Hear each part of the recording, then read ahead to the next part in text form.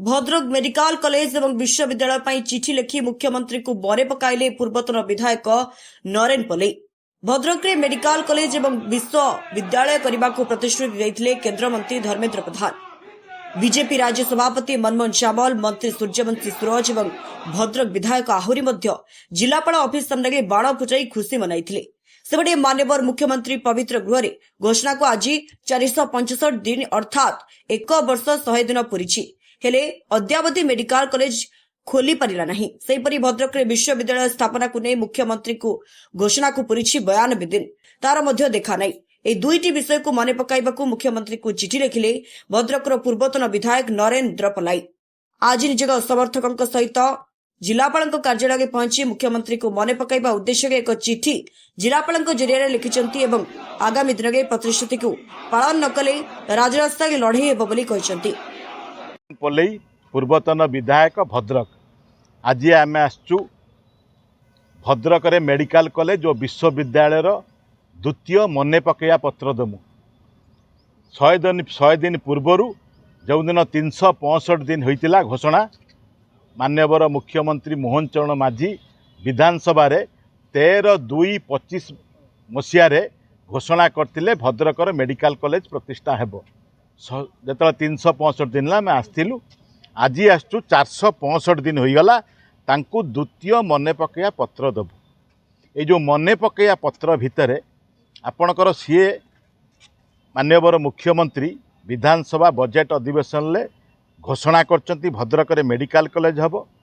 द्वितीय घोषणा कले रेवेन्सा कॉलेज परिसर रे नामकरण करदेले जे महताब जी को ना रे हब।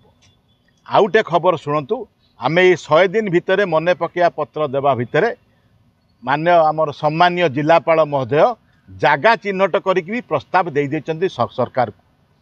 आमर मेडिकल कॉलेज करिया सरकार गाइडलाइन अच्छी 20 एकर जमी आम जिलापाल 30 एकर जमी देचंती। कोउटी ना मुख्य चिकित्सालय पाखकु लागिकी मुख्य चिकित्सालय पाखरु लागिकी लॉ कॉलेज पर्यंत कुरकुरार पाखापाखि 50 एकर सरकारी जमी अच्छी से 30 एकर जमी भी जोगई देइचंती प्रपोजाल देइचंती बा प्रस्ताव देइचंती तापरे भी कार्यकारी हो नाही। सेतिपई आमे मने पकया पई आमे होचु भूली भाली जाइचंती तांको मने पकया पई पत्र देवापु जाउछु।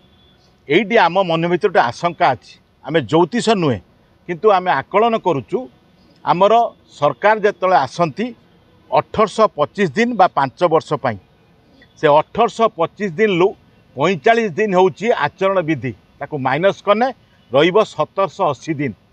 आजिका डेट रे 730 दिन ये सरकार काम सरीगलानी आउ रही 1050 दिन। मनर आशंका आसुची मु पुणी आउ थर रिपीट करची जे आमे ज्योतिष नुहे आकलन करचु। मोदी जी को समय रे भी 12 वर्ष प्रधानमंत्री रहिया भितर भी तांको दृष्टांत रे बहुत मुख्यमंत्री परिवर्तन करचंती।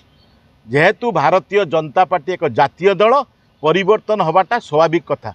आम मनरे आशंका अच्छी मोहन चरण माझी घोषणा करचंती नामकरण करचंती बाईचान्स जदि परिवर्तन हो जाती पुणी अलग रकम चक गड़ी ने जब 12 हाथ पुणी अलग आड़की चलीज ये मनरे भी आशंका आसुची कि धैर्य हरा आम नाऊ धैर्य धरिक अच्छु शांतिपूर्ण हिसाब से मन पकया पत्र आज देबू पुणी 100 दिन पर सेप्टेम्बर 1 तृतीय मन पकया पत्र देबू।